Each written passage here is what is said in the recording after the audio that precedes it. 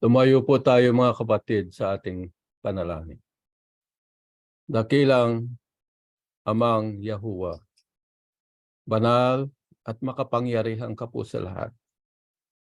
Sa oras na ito'y naghahandog kami ng walang hanggang pasasalamat sa lahat ng iyong kabutihan, sa iyong pag-ibig at sa iyong paggabay sa iyong mga lingkod.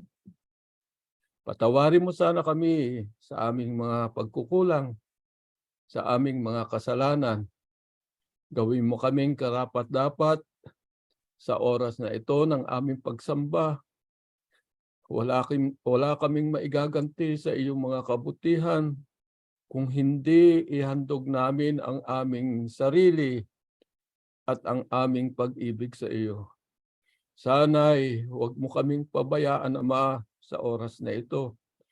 Makaramdam sana kami ng iyong awa, ng iyong pag-ibig, lalong-lalo na ang mga nangihina at nawawalan ng pag-asa, Ama. Lalong-lalo na ang may mga problema sa kanilang buhay, ang may mga karamdaman.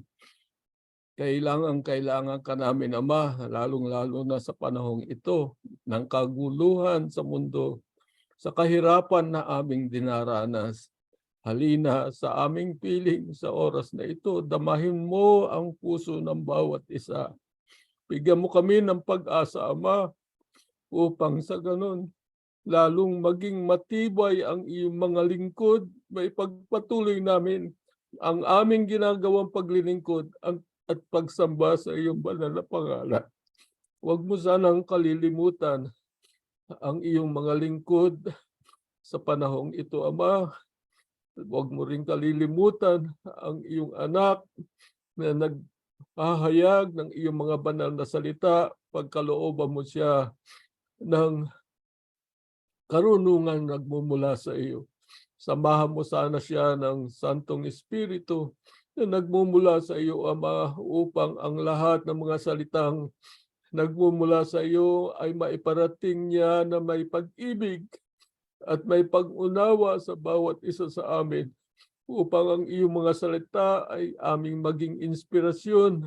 Ito sana ang maging bakod namin sa aming paglalakbay sa mundong ito, upang huwag kaming makagawa ng pagkakamali. Huwag kaming makagawa ng pagkakasala sa iyong banal na harapan. Gawin mo kaming matibay sa lahat ng pagsubok na dumarating sa aming buhay. Bigyan mo kami ng pag-asa kapag kami may karamdaman. At kapag kami nangangailangan sa buhay, Ama, biyayain mo ang bawat isa sa amin upang sa ganun hindi kami makagawa ng pagkakasala sa iyong banal na harapan. Basbasan mo ang abuloy ng iyong mga lingkod, maging kasiyahan sana ito sa iyong banal na harapan. Sana'y makasunod kami sa iyong mga pinag-uutos upang maging karapat-dapat kaming mga lingkod mo. Sana'y basbasan mo ang aming pagsamba sa umagang ito at lahat ng mga nakikinig, kahit na hindi namin sila kasama sa pananampalatayang ito, Ama. At sana'y magkaroon din ng puwang sa kanilang puso, sa kanilang isipan, ang mga aral mo. Ang lahat ng ito'y aming hinihiling kasama ng kapatawaran ng aming kasalanan sa pangalan ng aming Panginoong Yahushua HaMashiach. Amen.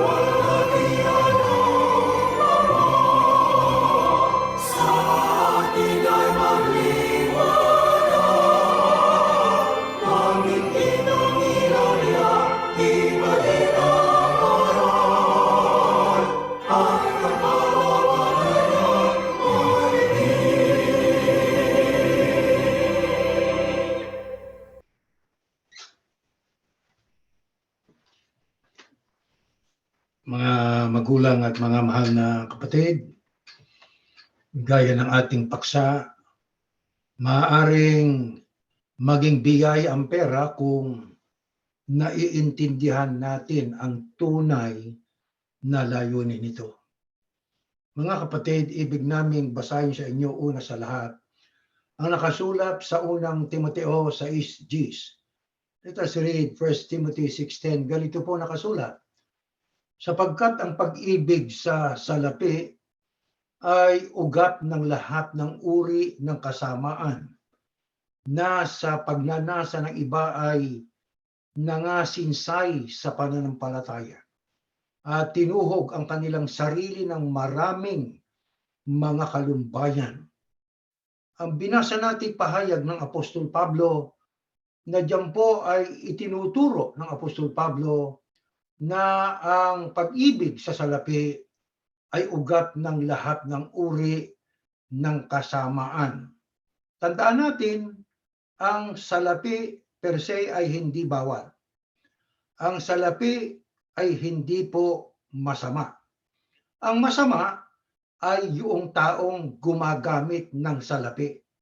Kapag ka ang salapi na ating pong taglay, ang siyang sa atin ay kumontrol, yun po ang masama. Sapagkat ang salapi ang magdadala sa atin sa pagkakapariwara, sabi nga ng Biblia, nasa pagnanasa ng iba nung pag-ibig sa salapi ay nangasinsay sa pananampalataya. Ibig sabihin, nangaligaw sa pananampalataya. Hindi lang yon. Ang sabi, tinuhog o katumbas ng siya ay nahahawakan siya ng kanyang sarili sa maraming kalumbayan. Totoo po yun. Sa pagdami ng salapi, sa pagdami ng pag-aalala, at sa pagdami ng alalahanin, bunga ng maraming salapi, nagbubunga po yun ng kalumbayan sa tao. Sabi nga, money in and of itself is not bad.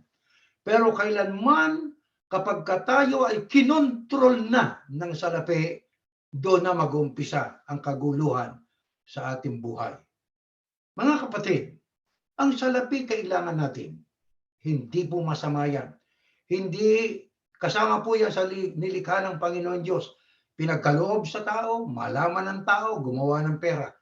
Kailangan natin po yan eh. Hindi pwedeng hindi. Paano tayo makakabili ng pagkain natin kung walang salapi? Di ba?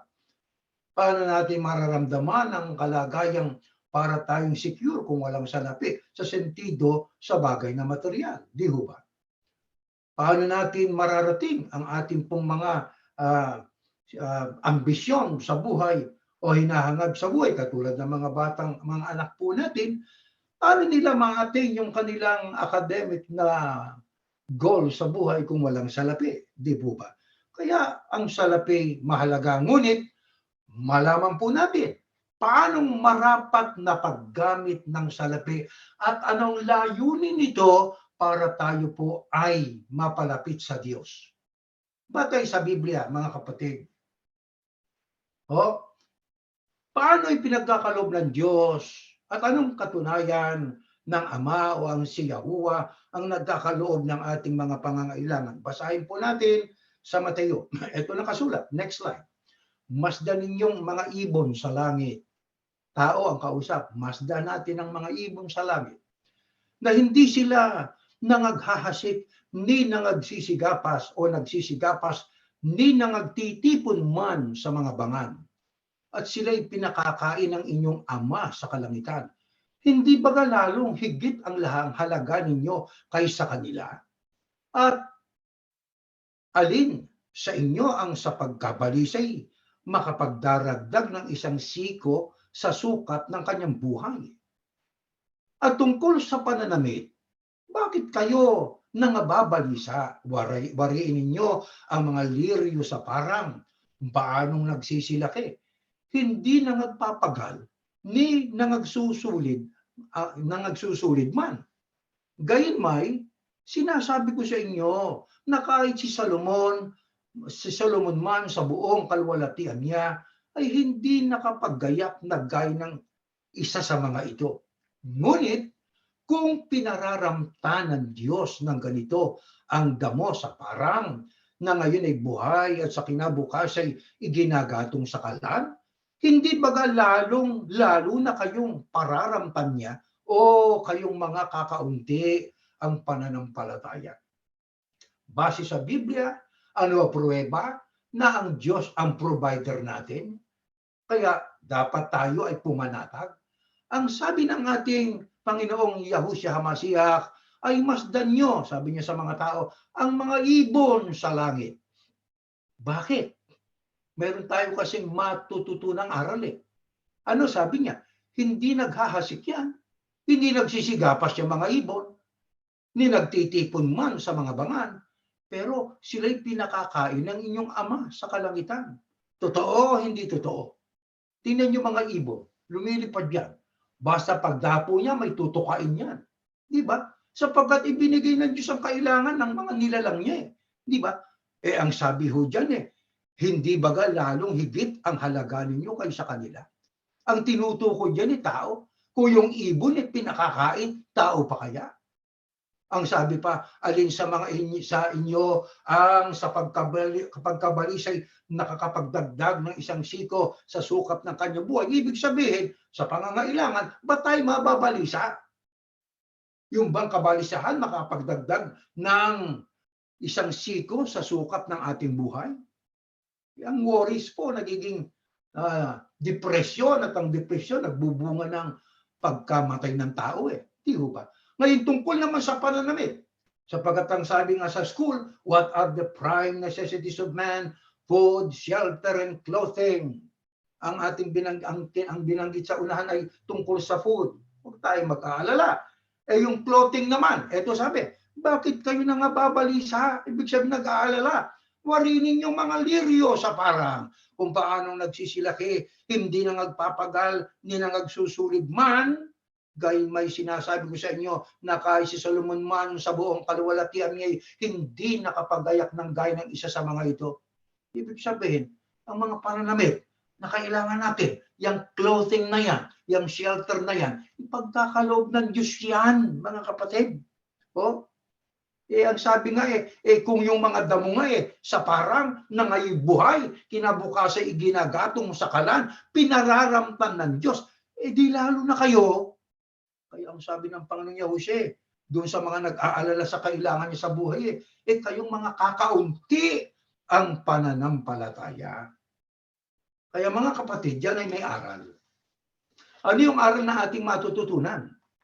Ang unang lunas sa pag-aalala ay ang isipin na ang Diyos ay kasama natin. Di ba? Maisip natin kung gaano tayo kahalaga para sa Panginoon Diyos. Inaalagaan niyan Diyos ang lahat ng nilalang niya. Di lalo na tayo. Di ba? Na tao na may kaluluwa. Kaya yan ang kailangan nating matandaan, mga mahal na kapatid, Lahat ng resources galing sa Diyos. Lahat ng kailangan ng nilalang niya ay kanyang ilihanda, di lalo na ang kailangan po natin. Mga kapatid, sa panalangin ng ating kapatid kanina, pahirap ng pahirap ang mundo, totoong totoo po yan, at yun ay damang-dama po natin. Di ho ba, mga kapatid? Nabasa ko doon sa isang pahayagan na kaya ang mga taga-Canada ay nagsisilayas doon. Ang sabi ron, ang isang hotdog ay $17. Ewan ko kung yun ay totoo o hindi totoo. Pero actually, ang dahilan kaya sila umaalis dahil sa pagtindi ng kahirapan sa kanilang bansa. Bali ba, ang lilipatan naman nilang bansa, naghihirap din. Sapagat ang kahirapan ay nagkalat na sa buong mundo. Na yan ay isa sa matibay na pruweba ng mundong ating kinalalagyan. Hindi na ho ito magtatagal, mga kapatid. Di ho ba? Kaya paano ho natin matatamo yung mga kailangan natin na yun ay ibinigay ng Diyos sa mundo, inilatag ng Diyos sa mundo. Ang kailangan na nga lang natin, gawin kung anong nararapat. Ito sabi ng Biblia sa aklat po ng Roma. Ganito ating mababasa. Ngayon, sa kanya na gumagaway, hindi ibinibilang na biyaya ang ganti, kundi utang. Pag binasa nyo sa English, sa Romans chapter 4 verse 4 sa English Revised Version, ang sabi, when people work, their pay is not given to them as gift. They earn the pay they get. Kapag tayo nagtrabaho, di ba, ang ibabayad sa kanya na wage, deserving sa kanya, hindi regalo yon. Deserving sa kanya sapagkat sabi nga nagpagal yung tao dapat lang siyang tumanggap ng wage. Ibig lang sabihin po, kailangan kumayod. Kailangan po tayong tumrabaho. Alam nyo, literally speaking po, ang gumagawa o nagtatrabaho, dapat lang bayaran. Ang amo na hindi nagbabayad sa kanyang trabahador, yung po'y lumalabag sa batas ng ating bansa. Yung labor code o law na kailangan nagtrabaho, abay pasweldohan mo. Huwag mo i-delay sapagkat pag dinelay mo ang sweldo ng iyong trabahador, madidelay ang pagpapakain sa kanyang sarili, sa kanyang pamilya. Paano naman yun? Di ba? Kaya pag may nagtrabaho sa'yo, bigyan mo ng sweldo. Yung sweldo na yon, hindi gift yun, hindi regalo yun. Pinagtrabahuhan niya yun Worth it yun na ibigay sa kanya sapagkat deserving. Nagpagal yung tao. Di ba? Kaya una, kailangan po magtrabaho. Hindi huwag tayong katulad ni Juan, tamad. Si Juan ay naghihintay lang sa pagpatak ng bunga ng punong kahoy. Walang ginagawa na paraan para makuha niya yung bunga ng punong kahoy. Kailangan ito rumabaho. Kaya masama po yung tamad Di ba? Walang maaasahan yung tamad. Pagka ang tao'y tamad, wala ho siyang mapapala. Tingnan ninyo ang mga maliliit na insektong nilikha ng Diyos katulad ng langgam. Pagka tag-init, nag-iipon yan. Di ba? Makikita nyo haba ng pila Parang nag-uusap sila sa wikang Pilipino, aba hindi, sa wika ng mga langgam. Na sabi, titigil yon, di ba? Pupunta naman yun doon, maya-maya may dalang pagkain. Tinitipon nila yun O di ba? Pagdating ng panahon ng tag-ulan, hindi panahon ng pagtitipon yun, tag-ulan meron sila makakain. Isipin niyo kung ano ang learning o wisdom na ating mapupulot sa mga langgam na yan ay lumalarawan ng kanilang intelektual na kapasidad bagamat sila insekto para sila'y makapag-ipon. Yun ay sagisag ng pagtatrabaho, hindi lalo ng tao. Di ba? Gusto natin ang pagpapala, hindi darating yon kung hindi tayo magtatrabaho. Ang dapat nabigyan ng biyaya, yung nagtrabaho. Kaya kailangan magtrabaho. Kailan pa ito inumpisa ng Diyos? Ng tao ay dapat magtrabaho. Pakinggan po natin sa Genesis 2:15-16, ganito po ang ating mababasa. At kinuha ng Panginoon Diyos ang lalaki at inilagay sa halamanan ng Eden. Adan at Eva yan, upang kanyang alaga at ingatan. At iniutos ng Panginoon Diyos sa lalaki at sinabi sa lahat ng punong kahoy sa halamanan ay makakakain ka na may kalayaan. Mga kapatid, sino po ito? Adan. Kailan pa yan? Unang panahon, ng unang taong nilikha ng Diyos.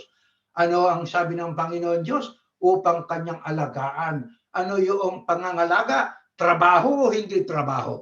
Trabaho. Kasabay ng pangangalaga, iingatan. Ano yun? Yung halamanan ng Eden. Bakit? Doon siya iniligay ng Panginoon Diyos eh. Hindi para kumain na ng kumain na hindi magpapagal. Alagaan, katumbas, magtrabaho.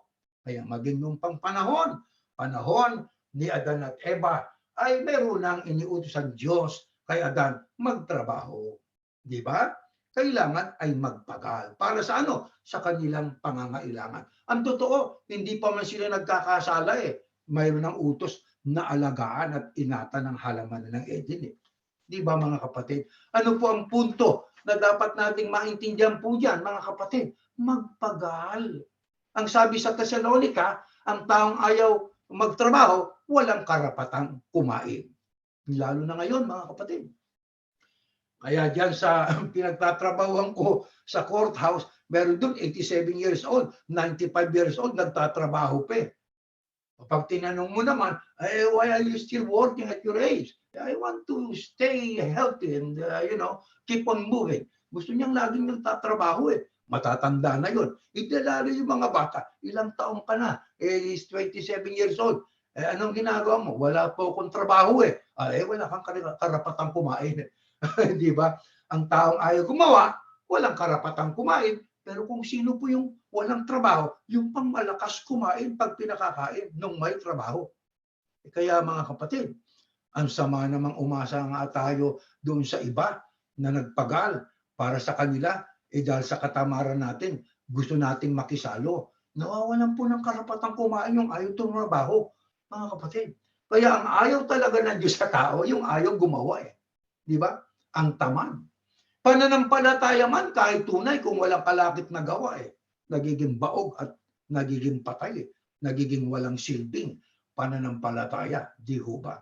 Kaya kailangan sa ating pagtatrabaho, ano ilalagay sa isip natin? Huwag tayong manghawak sa ating sariling lakas. Kailangan humanghawak tayo at umasa sa Diyos. Ama, ako po'y magtatrabaho sapagkat ito'y utos mo po. Pero tulungan mo po ako, Ama. Pakiingatan mo po kami, Panginoon. Yun ang nagtatrabaho na hindi umaasa sa kanyang sarili. Yun ang nagtatrabaho ng pag-asa niya nakalagak sa Diyos. Hindi sa lakas niya. Di ba, mga kapatid? Sana ganyan po tayo. Kailangan po natin makita ang kahalagahan ng pagtatrabaho, pero ang atin po na debosyon ay nasa Diyos. At ang biyaya na ating inaasam-asam, ibibigay ng Diyos yan. Huwag naman tayong umasa at humingi ng sobra. Di ba, mga kapatid? Huwag naman. Sabi nga yung hanggang sa masustentuhan lang tayo ng Ama, hanggang sa rapture, okay na sa atin yun eh. Di ba? Hanggang sa pagpapakita maya-maya pa o kaya ilang sandali pa o ilang buwan pa marahil mula ngayon o taon pa siguro, konting taon na lang, ilang taon, nariyan ng Panginoong Yahushua. Yun na lang ang atin. Kasi after all, kahit mayaman ka, iiwanan mo yung pera mo eh. O di ba? Kahit 5, wala kang dala eh. Subukan mong padalhan sa ataol yung tatay mo na $1,000 dolyar. Baka hukayin niya ng mga nakakitang inilagay mo doon sa kanyang ataol, di ba? Wala tayong madadala eh. Di ba? Kaya magtatrabaho, pero ang pagtatrabaho nakadepende sa Panginoon Diyos. Bakit? Yan ang katunayan na tayo hindi nagsasarili. Bakit nga? Ang Diyos ang nagbibigay ng biyaya eh. Di ba? Bakit natin iisipin na tayo ay gagawa sa ganang atin lang? Di ba, mga kapatid? Ngayon, ano pang ilan sa mga pangangailangan na ang Diyos tangi lang ang siyang makakapagkaloob sa atin? Ito pa po, ang mababasa natin next slide sa 17, 24 hanggang 25 o sa Mateo, ito nakasulat, basahin po natin ito. Ama namin na nasa langit ka, sambahin nawa ang pangalan mo. Alam na natin yan, ang pangalan ng Ama, Yahuwah. Kaya lagi natin binabanggit, Yahuwah sapagkat pinasasamba yung pangalan. Dumating nawa ang kaharian mo. gawin nawa ang iyong kalooban. Kung paano sa langit, gayon din naman sa lupa. Ibigay mo sa amin ngayon ang aming kakanin sa araw-araw. Napapansin nyo? Kaya yung sinabi ko kanina, yung sapat lang sa pang-araw-araw hanggang sa dumating si Yahushua sa alapap, nakasulat eh. Yan ang sabi ng Panginoong Yahushua, ibigay mo sa amin ngayon ang aming kakanin sa araw-araw. May makain lang tayo araw-araw, happy na tayo. Di ba mga kapatid? Yung iba higit pa sarya ng hinihingi. Siguro kung mabuti naman ang hinihingi, Ama, pwede ba bigyan mo kami ng makakain namin sa araw na ito, sunod pang araw? Kaya nga araw-araw Di ba? Walang masamang tinapay doon. Pag sinabing araw-araw, everyday. Lunes, Martes, Miyerkules hanggang Linggo, may makakain tayo. Salamat sa Diyos. Pero paano ka nagkaroon ng makakain araw-araw? Nagtrabaho. Di ba? Kaya mayroon tayong weekly na sweldo Minsan bi-weekly, di ba? Pero nagagamit natin yon sa araw-araw nating mga pagkain o pangangailangan. Sino pa? Ano pa ang katunayan na may mga biyayang ang Diyos lang ang pwedeng makapagkaloob sa atin yan? Ito, basahin po natin sa Aklat ng Gawa. Ang Diyos na gumawa ng sanglibutan at ng lahat ng mga bagay na naririto, siya palibhasa'y Panginoon ng langit at ng lupa, ay hindi tumatahan sa mga templong ginawa ng mga kamay.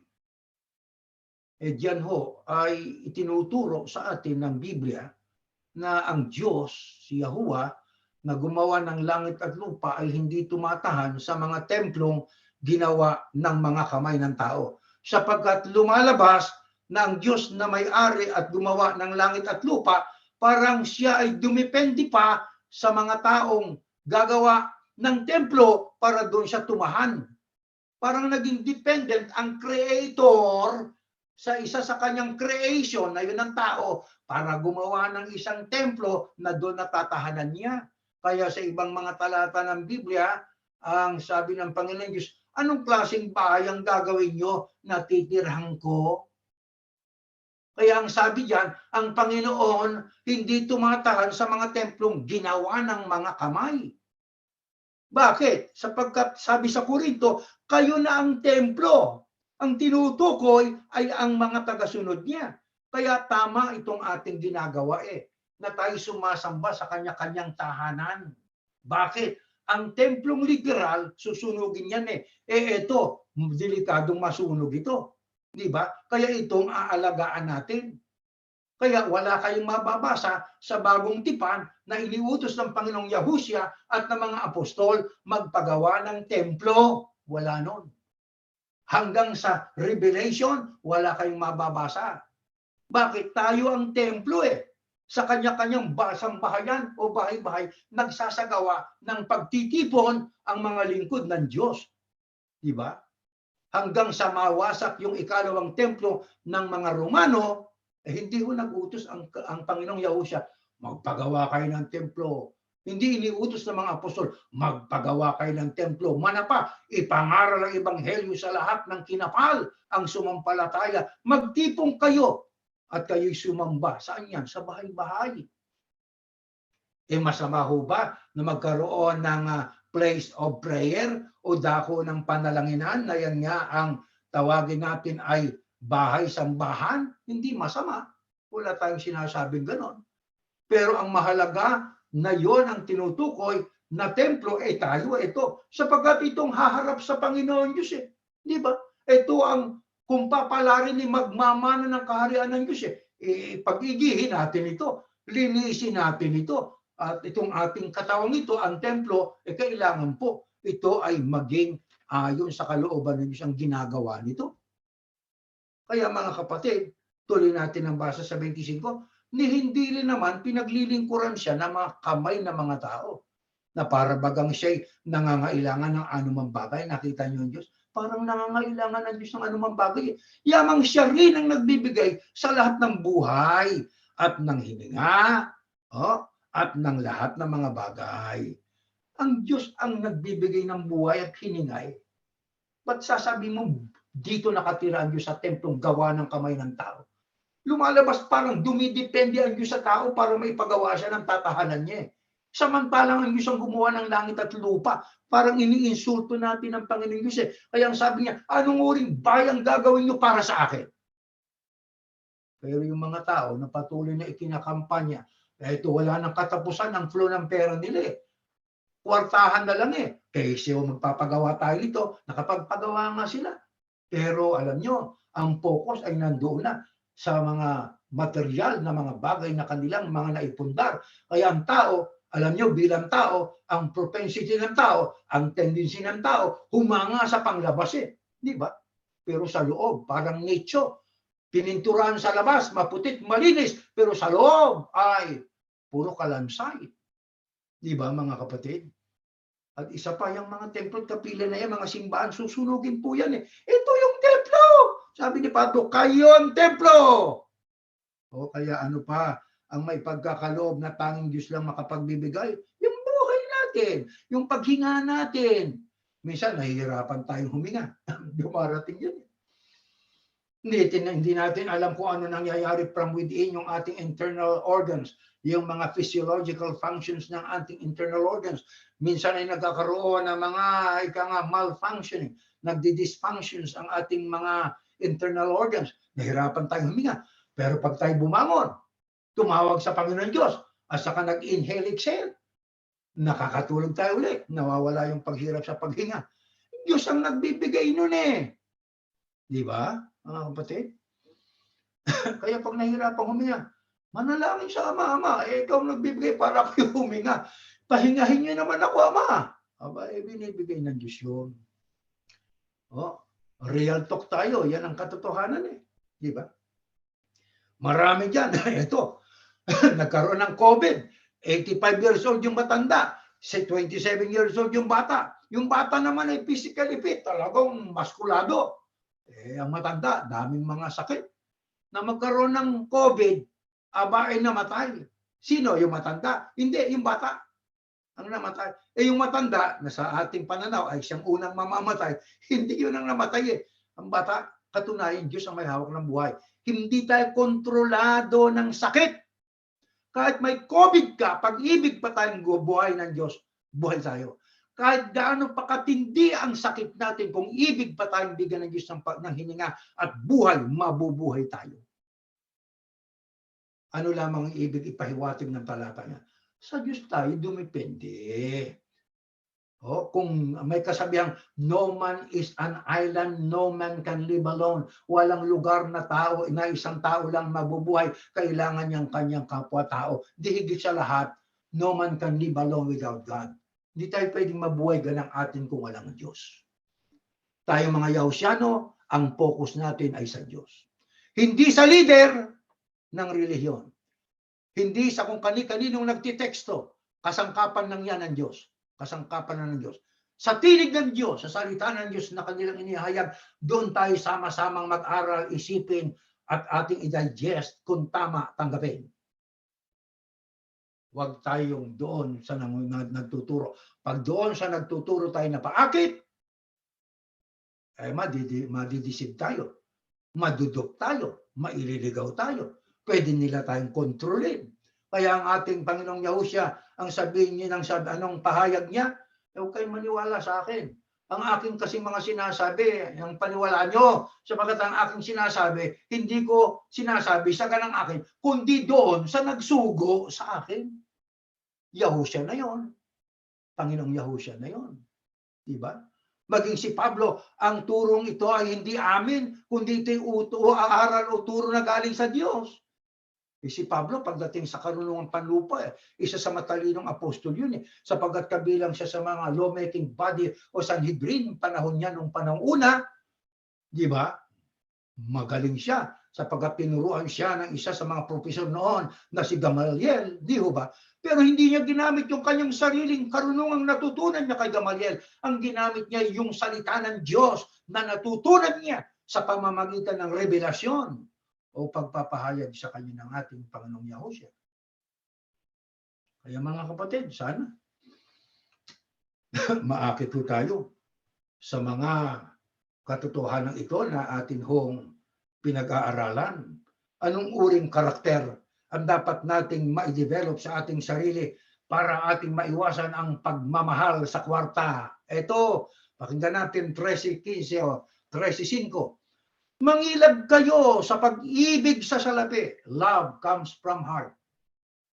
Di ba pag sinabing pag-ibig sa salapi, puso, mangilag kayo ng puso nyo malaglag sa salapi. Mangagkasya kayo sa inyong tinatangkilik, sense of contentment, sapagkat siya rin ang nagsabi, sa anumang paraan ay hindi kita papagkukulangin, sa anumang paraan ay hindi kita pababayaan, para wag tayong mahulog sa pag-ibig sa salapi. Ano ang payo sa atin? Mangilag. Ano ibig sabihin? Umiwas. Sa ano? Sa pag-ibig sa salapi. Ang salapi, mahalaga. Ang salapi, importante sa buhay ng tao. Pero wag ang puso ilagak sa salapi. Sapagkat kapag ang puso ay nasa salapi na, alam naman ninyo, ang sabi nga, love conquers all. Saan nagmumula ang puso? Nag-i-emanate yan sa ating, ang pag-ibig siya nag-i-emanate sa puso. Love conquers all. Pagka ikaw ay umibig na sa salapi, kahit lahat ng bagay na mabuti, maging lahat ng bagay na masama, magagawa mo na. Bakit? Gawa ng salaping nasa sa iyo. Kaya yung salapi, nagdi-determine po yan kung anong direksyon ang tatahakin ng tao. Kung sagana, baka ikay matukso na ikaw ay gumawa ng lihi sa kalooban ng Diyos. Kung kapos naman sa pera, baka naman ikay matuksong magnakaw. O di ba? Ganun lang yun eh. Kaya maging matalino tayo. Binigyan ba tayo ng pera ng Diyos? Galing sa pagpapagal natin, marami-rami ng konti. Isipin natin, teka muna, itong perang ito, huwag ako matukso rito. Kailangan gamitin ko ito sa tama. Ang purpose nito, ito. Ang purpose nito, hindi pala ito. Ganun po yan eh. Di ba? Kaya, ang sabi nga, yung mga hard-earned money, kailangan nating i-spend po yan o ating pong gamitin at ating pong gastusin yan sa nararapat na mga bagay.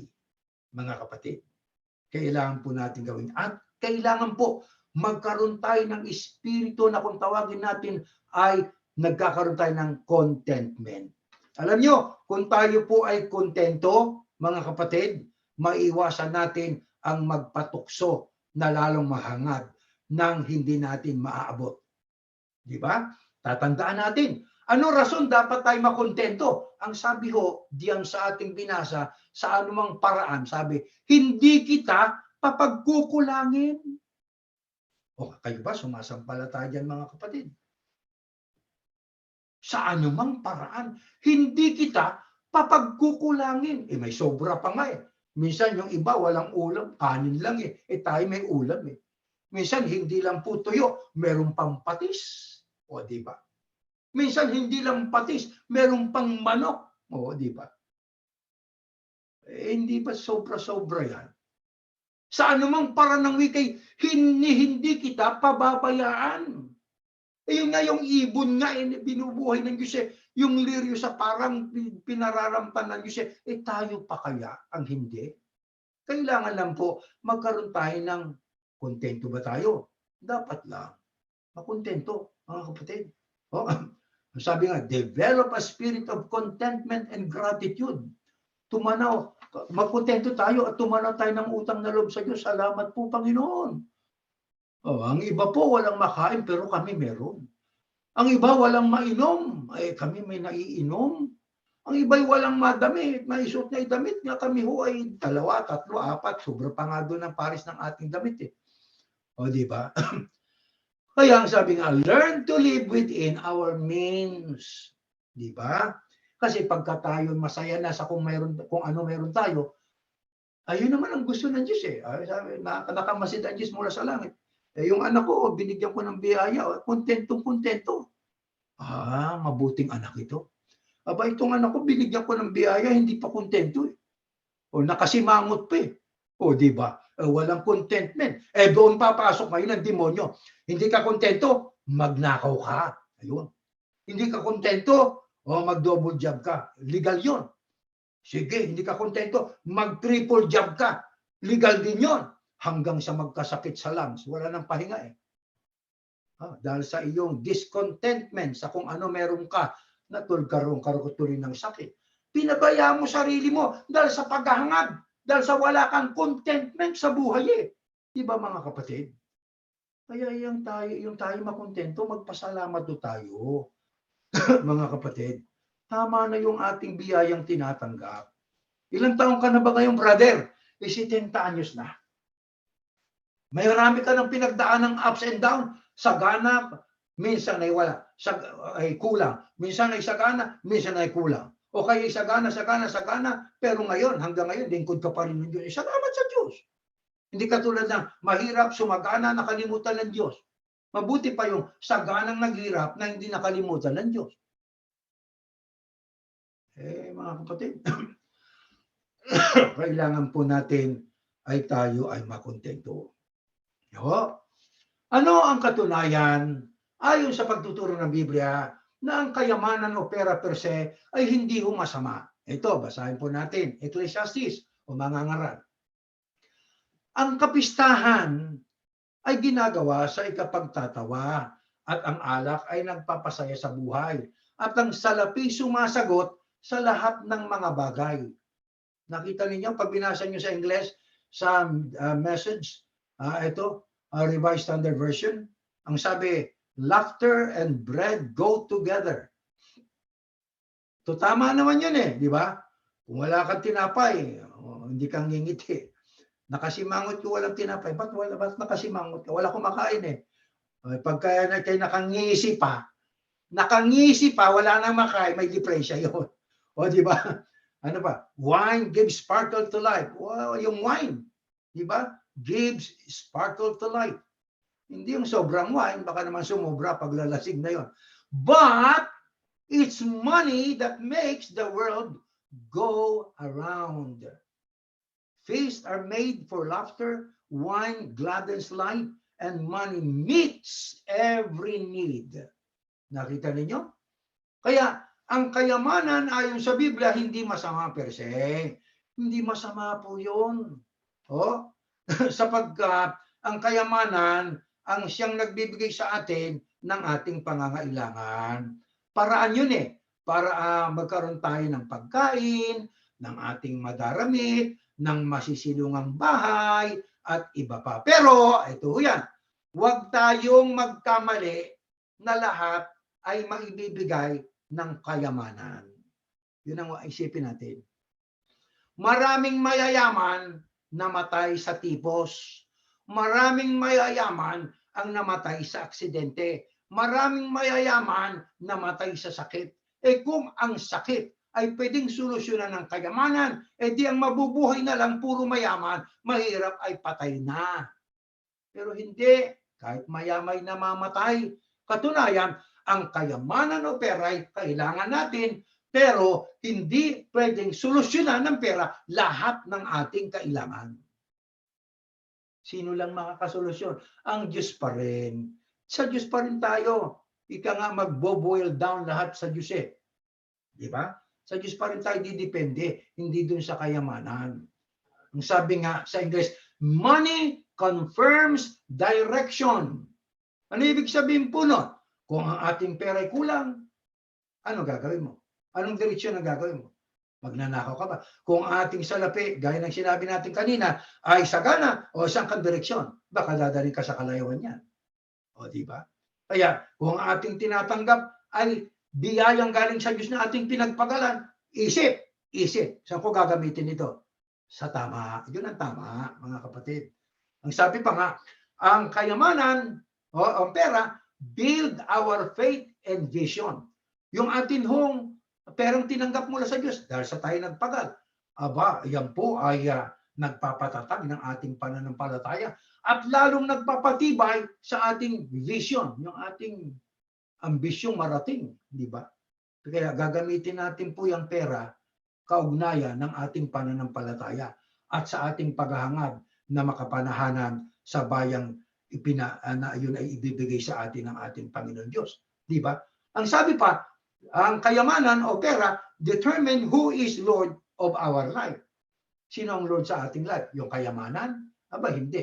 Ano? Ay yung ating Panginoon Diyos at ang ating Panginoong Yahushua. Di ba? Kasi iisipin natin, yung perang ating tinanggap, galing sa Diyos yun.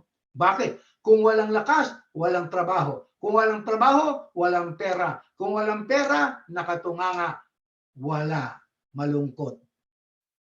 Kung nagtrabaho, sapagkat may lakas, sino nagbigay?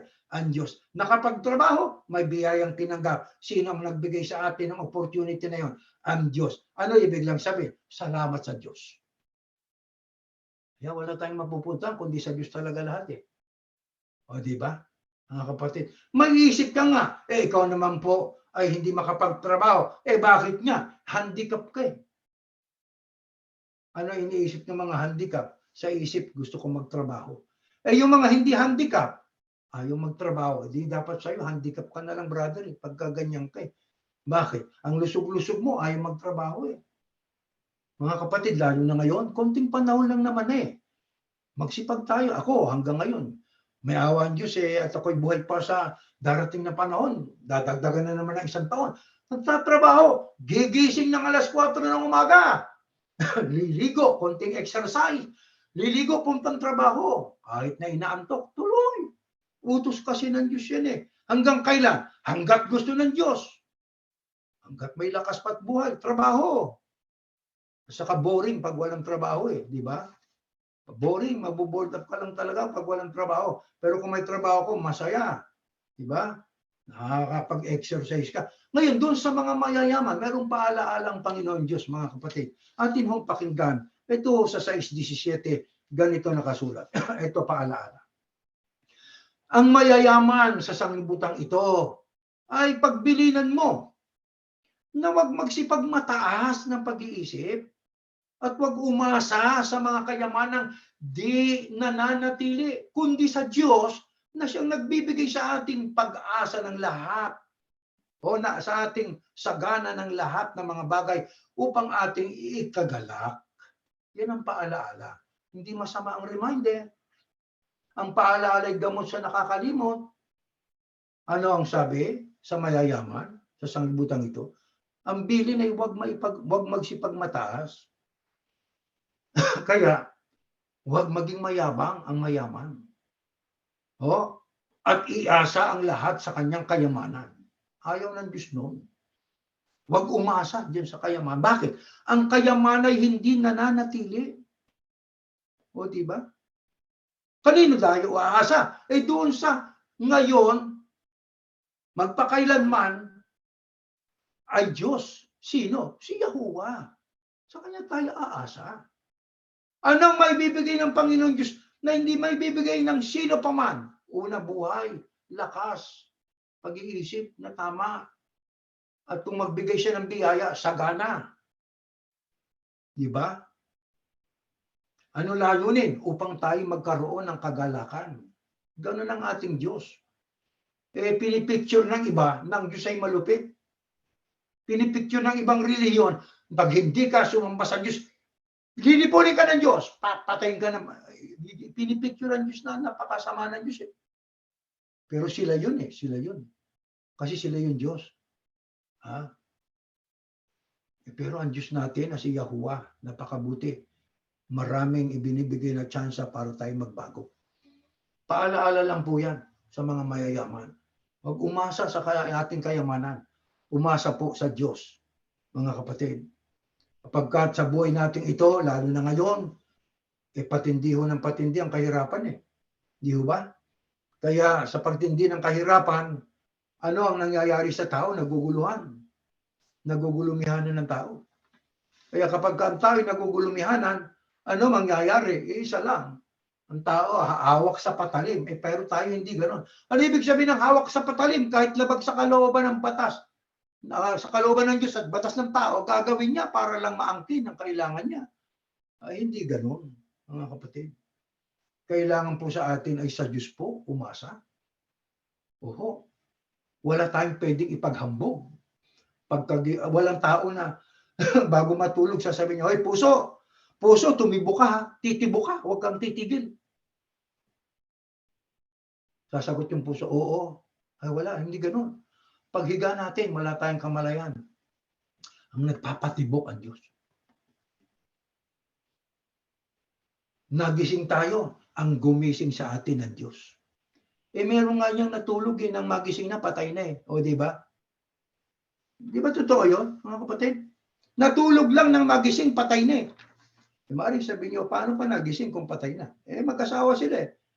Mag-asawa sila, magkatabi. Natulog. Nung magising yung babae, patay na yung lalaki na asawa niya. O di ba?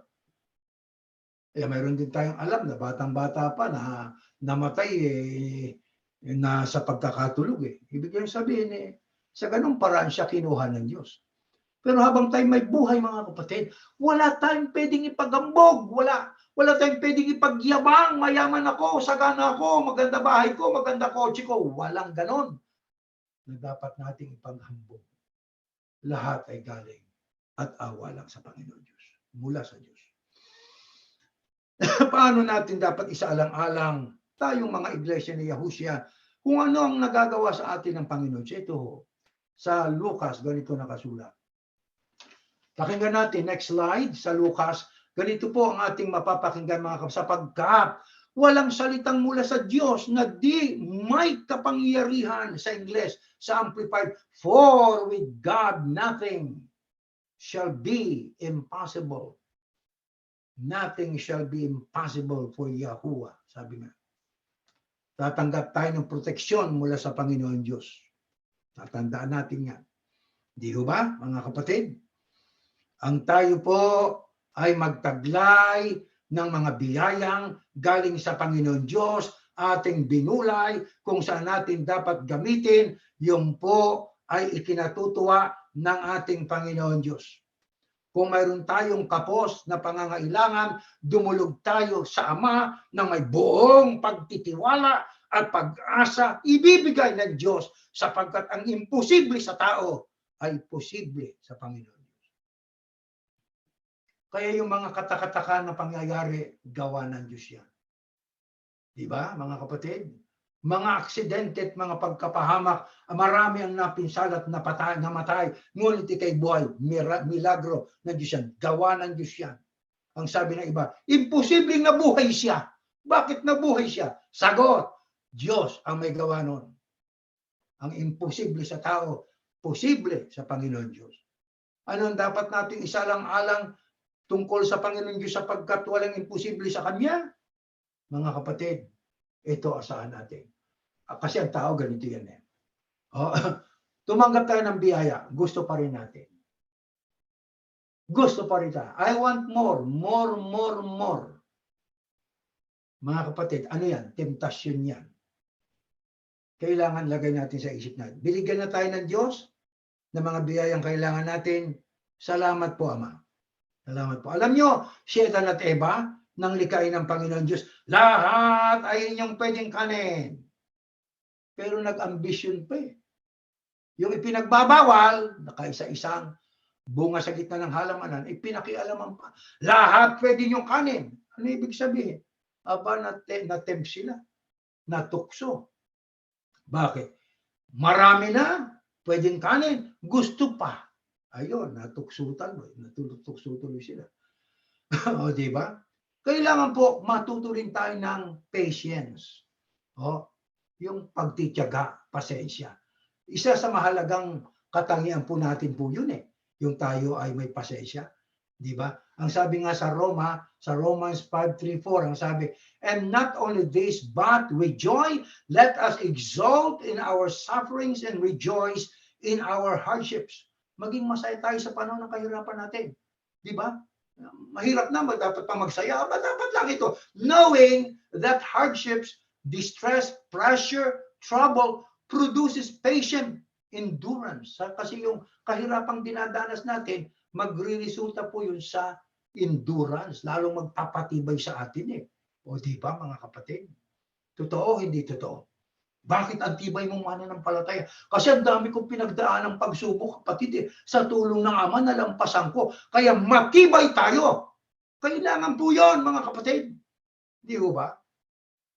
na ang ating pong pag-asa sa ating pagpapasensya, yung biyayang galing sa Panginoon Diyos. Na tayo nagtitiyaga, na tumabaho, dahil sa tayo ay may pag-asa sa pangako ng ating Panginoon Diyos. Yan ang kailangan nating taglayin, mga kapatid.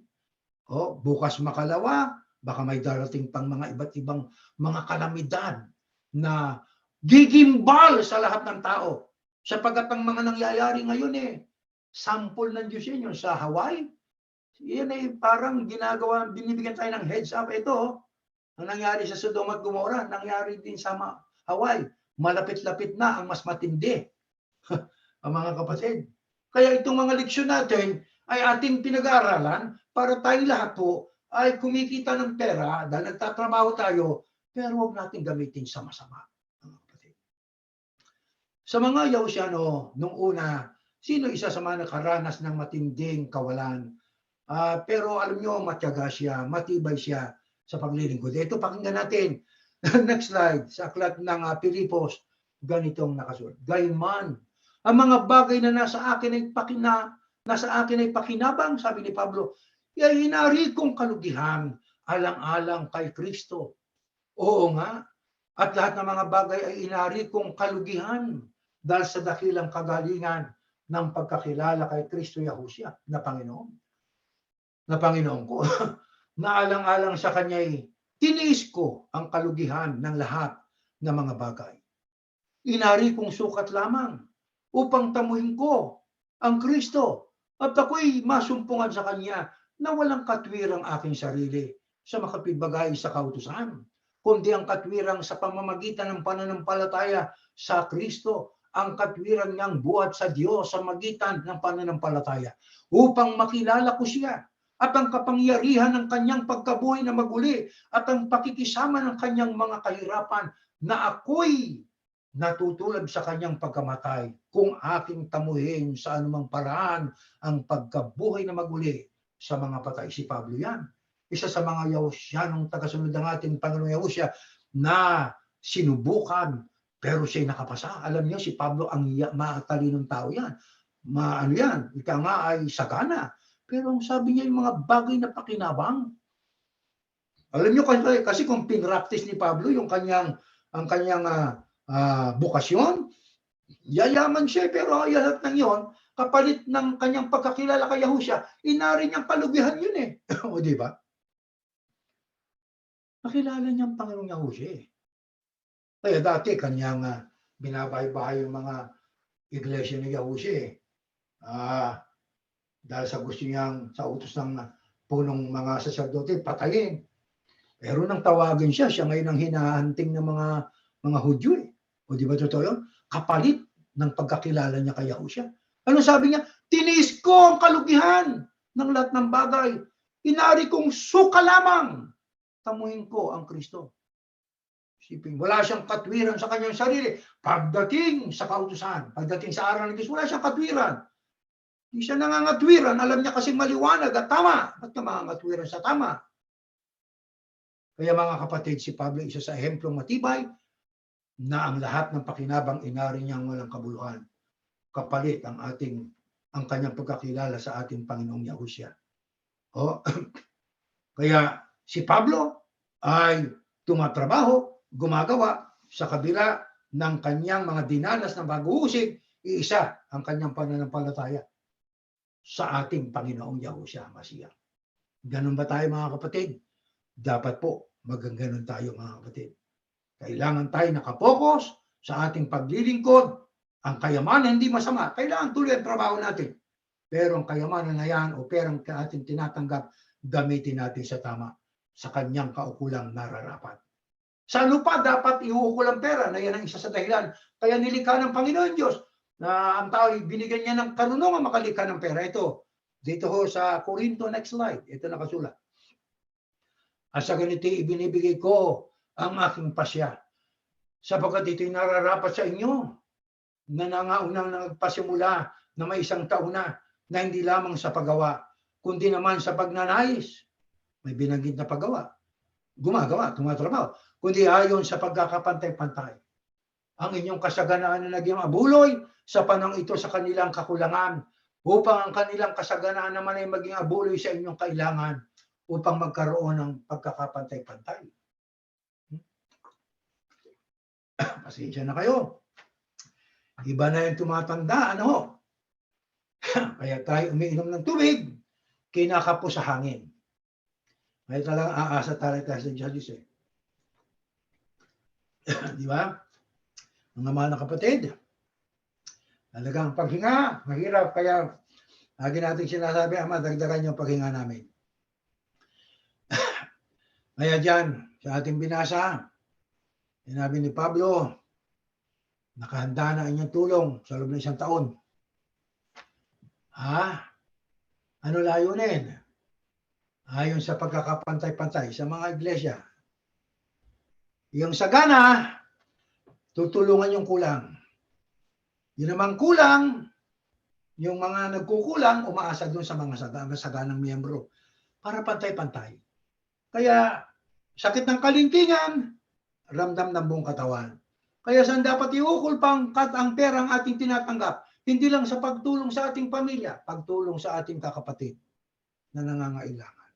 Pagdating ng panahon, tayo naman ang kinapos, tayo naman ang kanilang tutulungan. Sabi pa sa Corinto 16, ngayon tungkol sa ambagan sa mga banal, yan ang tulong. Gawin din naman ninyong gaya ng iniutos ko sa mga iglesia ng Galacia. Tuwing unang araw ng 1 linggong bawat isa sa inyo ay magbukod at na magsimpan ayon sa kanyang idiniginhawa upang wag nang gumawa ng mga ambagan sa pagpariyang ko. Ambagan, sa ibang salin, abulo yan. Gagamitin din natin sa ating abuloy. Hindi kaya lang masama abuloy dahil sa pinanggalingan natin. Abuloy dito, abuloy doon, iba't ibang pangalan ng abuloy, pero abuloy. Sa atin, abuloy tuwing pagsamba. Gusto niyo na magdonasyon, may foundation. Gusto niyo tumulong sa mahirap, may foundation tayo. Wala na tayong special abuloy, handugan sa lokal, handugan sa distrito, donasyon, etc., etc. Special, walang ganon, mga kapatid. Inimbento nila para dumami ang pera. Yan ang grupo ng pag-asay sa kwarta. Yeah. Mga kapatid, nagre-reklamo yung mga miyembro dyan. Nakakausap ko doon sa Walmart eh. Ako, Kaya Erning, grabe ang handugan lagi, walang katapusan. Ganun po ba? Ganun po ba? Ba't nariyan pa kayo? Iyan na nga po eh. Gusto ko na pong, wala akong pakialam. Sabi ng isang kausap ko makita man nilang kausap ko kayo, may tagubiling huwag kakausapin yung mga tiwalag eh. Nakahanda na akong matiwalag, sabi ng kapatid eh. Hindi ko napapangalanan, pero hindi ako nagsasabi ng kwento na pambobola. Totoo ho yan. Nurse yan, isa siya nurse. Isipin nyo mga kapatid, nagre-reklamo yung kapatid na nurse. Kaya, alam nyo, sabi nga, money meets the needs of others. Hindi lang yung atin. Katulad dyan, no? Tumulong sila sa mga ibang lokal na mahihirap ang kapatid. Ang money ay nagbibigay din yan ng tendency para magkaroon ng pantay-pantay. Huwag lang kayong busog, pati kami naman ay busugin nyo. Sino yun? Yung kulang, tulungan ng mayroon. Para sila kung paanong may pera, ay nakakakain. Yung walang pera, nakakakain. Ganyan ang iglesia ni Yahushua. Hindi yung matataba, hindi yung matataba, taburnok ang tiyan, yung nagtiteksto, lalaki ng tiyan. Silang busog, yung mga miyembro, liliit ng tiyan. Kasi basta mag-abuloy lang kayo na mag-abuloy, amin ang kapirahan ninyo, umasa kayo sa kaligtasan, pero kapirahan nyo, amin. Sabi dun sa ating pinanggalingan eh. Di ba? Kaya lalaki ng tiyan eh, ng mga hotdog ang kinakain siguro lagi. Di ba? Ato, maging ano pa tayo? Maging zealous pa tayo, ho? Lalo tayo maragdagan ng kasiglahan sa paggawa ng mabuti pag may pera. Lalo tayo makakatulong eh. Alam niyo, may isang kapatid na dumaan siya bago siyang sweldo. Nakaraan siya doon dito sa Amerika. Nagpapalimos. Isang lalaki, isang asawa niya, mag-asawa, 3 anak na lalaki maliliit, umuulan. Aba, yung kapatid ay tumigil. Inabutan niya ng pera. At ang sabi niya, huwag kayong aalis dyan. Bumili siya ng pagkain galing sa Chinese restaurant. Binigyan at ang sabi niya, sumakay po kayo rito at dadalhin ko yung sa hotel, doon ko yung matulong. Isipin nyo, pagtulong sa kapwa, walang nag-udyok doon sa kapatid.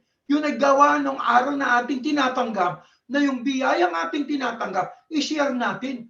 Huwag yung lampasan na ang paningin nyo. Talagang iba, talagang walang-wala talaga eh. Walang-wala talaga iba. Ba't hindi natin tulungan? Pag natulungan natin sila, anong damdamin natin? Masayang-masaya. Bakit? Wala kang maipaliwanag. Wala kang magagamit na adjective para ipaliwanag ang kagalakan mo pag nakatutulong ka sa nangangailangan. Totoo ho yun, mga kapatid. Hindi lang yan. Ang biyayang ating tinatanggap ay ibig lang sabihin ay patuloy naman na yan sa patuloy nating pong pagpapasalamat sa Ama. Nagagamit natin yun. Di ho ba? At para lalo pong ang ating pong kasaganaan ay patuloy na ibigay ng Diyos. Huwag lang tayo magkaroon ng isipang magbibigay ako sa kasi papalitan ng Diyos. Alisin natin yun. Kibigyan tayo ng Diyos o hindi, mga kapatid, huwag. Ulterior motive, hindi magandang isipan yon. Kaya lang tayo tutulong sapagkat may ibabalik ang Diyos. Hindi po, tama po yun. Kailangan tutulong tayo sapagkat yun ang bukal sa puso natin. Kaya tayo pasaganahin ng Ama, kaya hindi, basta tumulong tayo kung gusto natin tumulong. Hindi na kailangan yumaman tayo para tayo makatulong, mga kapatid. Mga kapatid, ang pagtulong mahalaga. Diyan natin gamitin ang salaping ibinibigay sa atin ng Diyos. O, ano kahalagahan kung sa kasipagan natin tayo po ay sumagana, mga kapatid. Pakinggan po natin na nakasulat sa Malakias. Nananakawan baga ng tao ang Diyos? Gaymay ninanakaw ninyo ako. Ayan ay sa ibang salin, ninanakawan ninyo ako. Hindi pwedeng nakawin ng Diyos. Mukhang may problema ang salin na ito. Ngunit kaya gagamitin natin ang ating common sense. Ngunit inyong sinasabi, sa ano ka namin ninanakawan? Sa mga ikasampung bahagi, sa mga handog, kayo na nagsumpong ng sumpa. Kayo na nagsumpong ng sumpa sapagkat inyo akong ninakawan. Sa makatwid bagay nitong buong bansa, dalhin ninyong buong ikasampung bahagi sa kamalig upang magkaroon ng pagkain sa aking bahay. At subukin niyo ako ngayon sa bagay na ito, sabi ng Panginoon ng mga hukbo, kung hindi ko bubuksan sa inyo mga dungawan sa langit at ihuhulog ko sa inyong isang pagpapala na walang sapat na silid na kalalagyan. Mga kapatid, kung tayo pasaganain ng Diyos, ano ang paalaala sa atin? Huwag nating nakawan ng Diyos. Paano? Ibinigay ng Diyos ang para sa atin, ibigay naman natin ang para sa Diyos. Anong para sa Diyos? Kailangan ba ng isang kwarta? Galing sa Kanya yan. Lahat galing sa Ama. Anong kailangan ng Ama? Yung ipinatatrabaho niya sa lupa. Anong ipinatatrabaho niya sa lupa? Ipalaganap ang aral niya sa mga tao, sa sulok-sulok, sa iba't ibang panig ng mundo. Ito nga ping ginagawang itong virtual na pagsamba at Bible study, nakakarating sa magitan ng teknolohiya ang aral na ito sa apat na sulok ng mundo. Diyan natin ginagamit ang isa sa bahagi ng ating iniabuloy para lumaghanap ang aral ng Ama. Ang tinig ng Diyos sa pagliligtas. Yan ang ibig ng Ama. Kaya tayo huwag maging madamot sa Diyos, mga kapatid. Ang pag-abuloy ayon sa pasya ng puso. Wala ritong special handugan. Wala, mag-abuloy tuwing pagsamba. Kompleto pagsamba natin. Basta bukal sa puso, hindi tayo napipilitan. Our offering must come from our hearts. Nobody will decide for us how much we have to give. No. Should be willingly. Masaya ang kalooban. Yon ang gusto ng Ama na nagbibigay ng paghahandog. Parang kanyang gawa niya patuloy. Patuloy na lumaganap. Patuloy na maikalat yan. Mga kapatid, gagawan Diyos ng himala pag tayo pinakapos. Sa panahon wala ka, sabi nga, naranasan namin ito. Walang-wala kami sa ministeryo noon. Maya-maya, wala kami maisahin, may kakatok. Kapatid na Erling, ito ho, 1 kilong bigas. Mayroon kami na isahin. Kasi sa ministeryo minsan kinakapos kami. Sa totoo lang. Buhay ko yun. Hindi tayo nambobulahan dito. Minsan kapos, nagpapaaral ka ng mga anak, di ba? Hindi naman kalakihan na eh. Tama lang yung tulong eh. O sweldo, di ba? May kinakabos eh. May mga aksidente minsan, may mga emergency kailangan na gamitin ng pera eh. Walang makain. Tingin na lang manalangin sa ama, inom ng tubig na mainit. Pero hindi, may mga himalang ginagawa, kakatok. Sabi nga ng ibang kapatid, mayroon akong pinautang noon, kapatid eh. Ano nangyari? Hindi ako binayaran. Ay, dumating ang panahon, kami kapos na kapos. Kumatok sa bahay.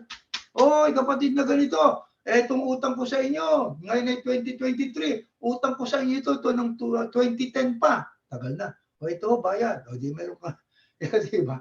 Inuudyo ka ng Diyos yun eh. Oy, utang mo, bayaran mo doon. Kailangan niya pera. Kailangan niya pagkain. Maraming himalang ginagawa ng Diyos, di ba? Maging ang mga unang lingkod ng Diyos nagpaulan ng Diyos ng mana. Kaya pagdating ng kagipitan, alam niyo, yan ang lalong isang pagkakataon na diyan masusubok kung kanino tayo tumitiwala at umaasa eh. Di ba mga kapatid? Pag may matitinding dumarating sa ating buhay na mga paghihirap. Ngayon, sa ano pa dapat dinugugulang salapi? Ito, dito sa aklat ng Pilipos. Malapit na tayo matapos. Gayman ay mabuti ang inyong ginagawa na kayo nakiramay sa aking kapighatian. Sabi ni Pablo, mangangaral si Pablo. Kausap niya taga Pilipos na dumamay sa kapighatian ni Pablo. At kayo mga taga Pilipos, nalalaman naman ninyo na nang pasimulan ang ebanghelyo nang ako'y umalis sa Macedonia, alinmang iglesia ay walang nakipag-isa sa akin sa pagkakaloob at pagtanggap kundi kayo lamang. Walang ibang tumulong kay Pablo kundi yung mga taga Pilipos eh. O di ba? Sapagkat sa Thessalonica ay nagpadala kayo minsan at muli para sa aking kailangan. Nasa ibang lokal na, kumbaga sa lugar si Pablo nagpadala pa rin ng tulong sa kanya. Hindi sa ako'y naghahanap ng kaloob. Hindi siya ay ibig siya na umaasa sa mga miyembro. Kundi hinahanap ko ang bunga na dumadami sa ganang inyo. Ibig sabihin yung kusang loob ng mga miyembro. Dapat meron ako ng lahat ng bagay, sabi ni Pablo, at sumasagana. Ako'y busog, palibasa ay tumanggap kay Epaprodito ng mga bagay na galing sa inyo. Na isang samyo na masarap na amoy, isang handog na kakaaya-aya, na lubhang nakalulugod sa Diyos. Paano lalaganap ang ebanghelyo kung walang mangangaral? Saan pag ginamit at dinugo ng unang iglesia, yan din ang ating dapat na gawin, ang kanilang salaping tinanggap sa Panginoon Diyos sa pagdamay sa pangangaral. Kaya sabi ni Pablo, palibasa ay tumanggap ako kay Epaprodito ng mga bagay na galing sa inyo, na isang samyo ng masarap na amoy, isang handog na kaaya-aya, na lubhang nakalulugod sa Diyos. Hindi lang basta nakalulugod, lubha. Ano katumbas? Kung yung pag-aabula ay totoong nakalulugod sa Diyos, ang pagtulong sa ministeryo ay lubha o totoong nakalulugod sa Diyos. Bakit? Kasi yung pinalalaganap ng Apostol Pablo, aral ng Diyos Paano hindi totoong malulugod ang Diyos? Kaya mga kapatid, nakita ninyo, balik tayo sa ating paksa, ang pera o kayamanan ay magiging biyaya kung alam natin kung saan natin dapat gamitin, kung ano ang purpose. Kaya tayo ay binibigyan ng Diyos ng pera galing sa lakas na galing sa Diyos. Di ba mga kapatid? Ano naman ang maidudulot sa Diyos ng ating masiglang pagtulong sa ikalalaganap ng ebanghelyo sa aklat ng Gawa 5:12, 14 sa magitan ng mga kamay ng mga apostol ay ginawa ang maraming tanda't kababalaghan sa gitna ng mga tao. At nangaroon silang lahat na nangagkakaisa sa portiko ni Solomon. Natapos sino man sa mga iba'y hindi nangahas na makisama sa kanila, bagaman sila ay pinapupurihan ng bayan. At ang mga nagsisisampalataya lalo pang nangaparagdag sa Panginoon ang mga karamihang lalaki at babae. Isipin ninyo, bunga ng pakikisama sa ebanghelyo para iyan ay ipalaganap, dumami, nadagdagan sa Panginoon o sa iglesia ng Panginoon ang karamihang lalaki at babae na nagsisampalataya. Ganyan din tayo mga kapatid. Ang iglesia ni Yahushua ay isang organisasyon? Hindi. Kilusan ito. Organized movement. Kaya dito, anong tala-tala? Anong talaan-talaan? Ang Diyos ang nagtatala sa atin. Paano natin matyak na tayo nakatala? Ang ginagawa natin, kalooban ng Diyos. Pag ang ginagawa mo ay kalooban na ng tao, ay hindi ka na nakatala sa langit. Nakatala ka doon sa kung saan gustong itala ka ng taong sinusunod mo. Sa talaan nila ikaw nakatala. Pero wala ka doon sa talaan. Ang importante yung talaan sa langit, mga kapatid. At yan ay magagawa po lang natin, matitiyak natin sa ating sarili, sabi nga ni Pablo, ang mananatili sa akin, Iglesia na Yahusya tayo, at sa aking mga salita, pagsunod sa aral. Yun ang magbubunga. Yun ang magbubunga, kumbaga sa puno ng ubas. Kasi pag sangang hindi nakakabit sa puno, ay hindi ho tatanggap literal ng nutrients, ng minerals o kailangan niya para umusbong ang bunga mula sa sanga. Di ba, mga kapatid? Kaya tayo, para ating matiyak na tayo nakatala sa langit, sa aklat ng buhay sa langit, sa gawa natin matitiyak po yun.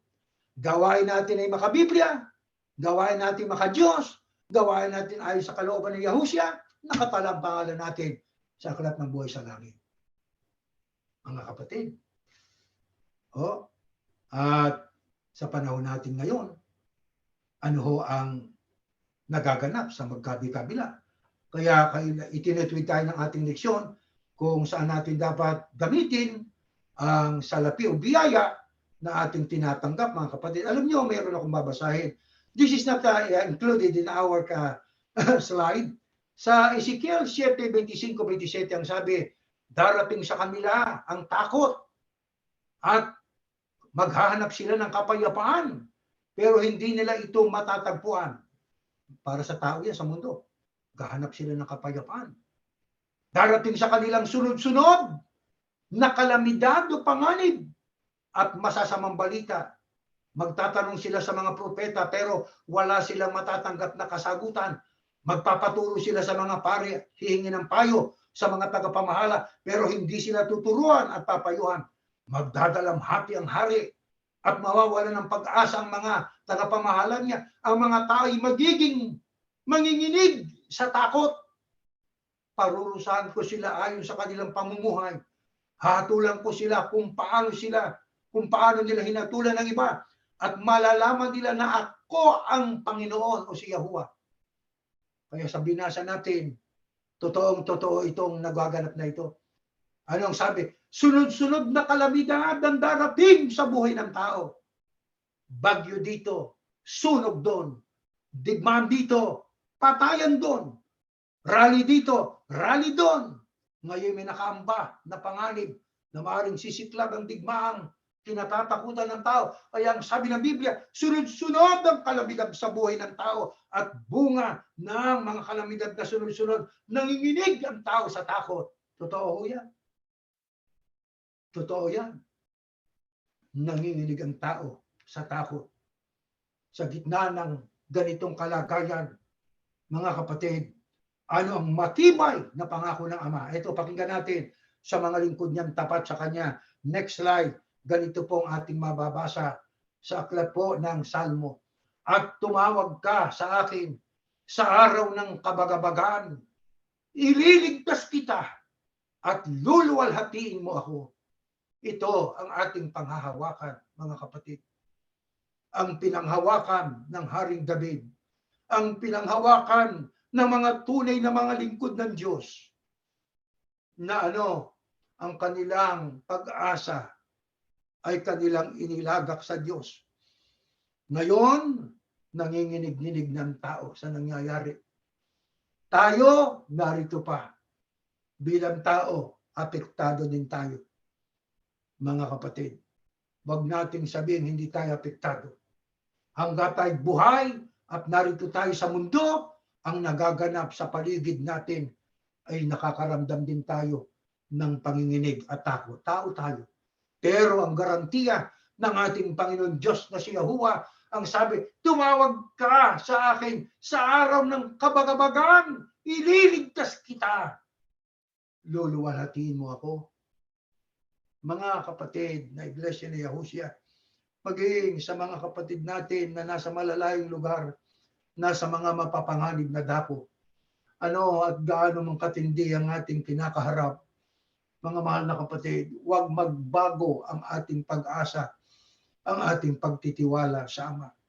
Habang papapalapit tayo ng papalapit sa kamatayan natin, papalapit ng papalapit sa ating inaasang kaligtasan, lalong umiigting at lalong tumitindi ang mga bagabag at kahirapan.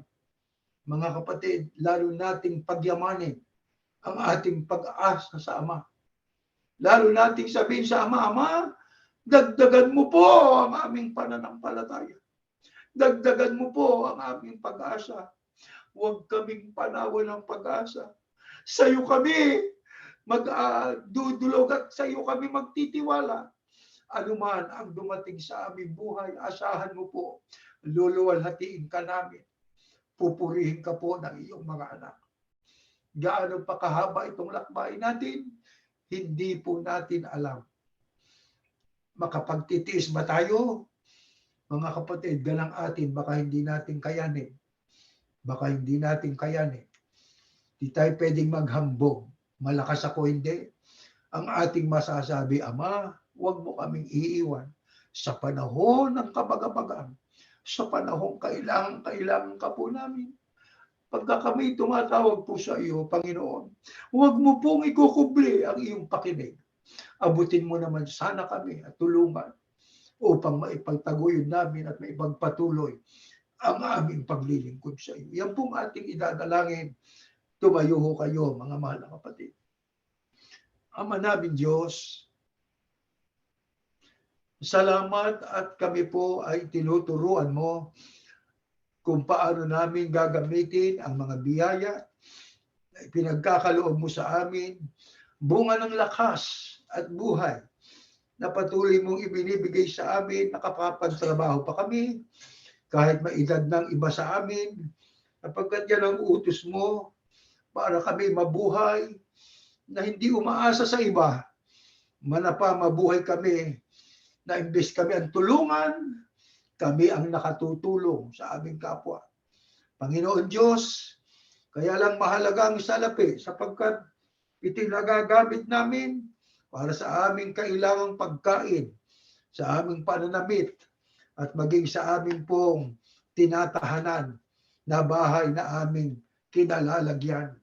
Gamitin din namin to, hindi lang sa pagtulong sa aming pamilya, maging sa mga kapatid na kapos, sa pangangailangan, maging sa ibang mga tao na hindi namin kapanalig sa pananampalataya, na talagang sadyang nakalulunos ang kanilang mga kalagayan. Masarap ang tumulong sa kapwa, sapagkat walang katumbas na damdamin ang aming nararamdaman. Higit sa lahat, ang aming pong bukas palad na pagtulong sa ikalalagaan at ng iyong ebanghelyo at sa ministeryo. Ama Diyos, ibasbas mo po ito sa aming mga puso. Dagdagan mo kami ng pananampalataya sa araw-araw ng aming buhay upang sa amin po na patuloy na paglalakbay, nagagawa namin ang gusto mo, nagagamit namin ang pera sa wastong paraan ng ayon sa iyong kalooban. Ama, ang amin lang po na hinihiling sa iyo ay ang pagtindi nitong bagabag sa aming paligid na magkabi-kabila ay totoong nakatatawag po ng pansin at totoo na apektuhan din ang iba naming mga kapatid. Ang amin po na hinihiling lang sa iyo, Ama, kapag kami tumatawag na po sa iyo, minsan kami po'y nahihirapan sa aming buhay. Minsan ay wala na talaga kaming pag-asa. Na ang iba ay halos panawan na ng pag-asang makatawid sa araw-araw. Pero dahil sa pagtulong mo, gumagawa ka ng paraan. Salamat sa buhay. Nakahihinga pa kami kahit nahihirapan kami minsan. Panginoon, ang amin naman po pakiusap. Pakidingkid mo po ang aming panalangin. Pakitanggap po ang aming pasasalamat. Kukunti ang mga taong ganito na sa iyo nagbabalik loob. Ikaw ang sadyang pinapupurihan at pinasasalamatan. Ama, maawa ka po sa amin. Sa konting panahon na ilalagi pa namin sa mundo, Sana po, sangkapan mo pa kami ng katangiang gusto mo para kami mabanal, para kami makagawa pa ng tama. Higit sa lahat, makaluwalhati mo kami sa iyong pangalan. Panginoon, gaano pa kalayong lalakbayin namin? Gaano pa katagal ang aming paghihirap? Gaano pa katagal kami maghihintay bago dumating ang Panginoong Yahushua? Ama, nagtagal mo lang kami ng pag-asa. Yahuwah! Yahuwah! Maawa kang samahan mo kami araw-araw. Huwag na kami matilag. Mabalagi kami ng buong tibay at buong tatag sa pananampalatayang ito na ayon sa iyo. Ito ang napakakaunting labing itinira mo na siyang magpapatuloy, malilindigan, at magpapatuloy sa pagsamba at paglilingkod sa iyo. Salamat po ng marami sa iyong awa, sa iyong tulong, at naway patuloy mo kaming gagabayan sa lahat ng panahon ng aming buhay. Salamat po, Panginoon, sa ngalan po ng iyong anak, ang Panginoong Yahushua, na aming tagapagligtas. Amen.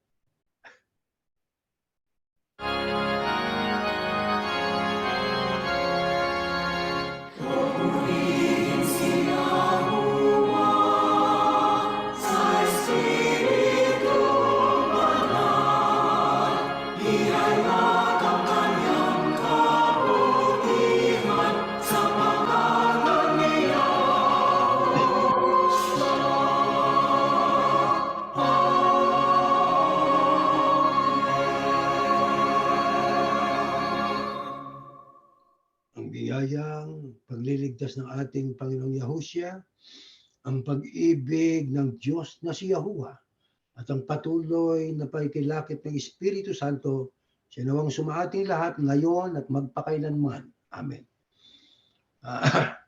Meron tayong mga tagubilin po. Please share our faith to others, and you can worship via Zoom at 403-356-689 or via Facebook Live. You can give your offerings by visiting churchofyahushua.org, offerings sa donasyon.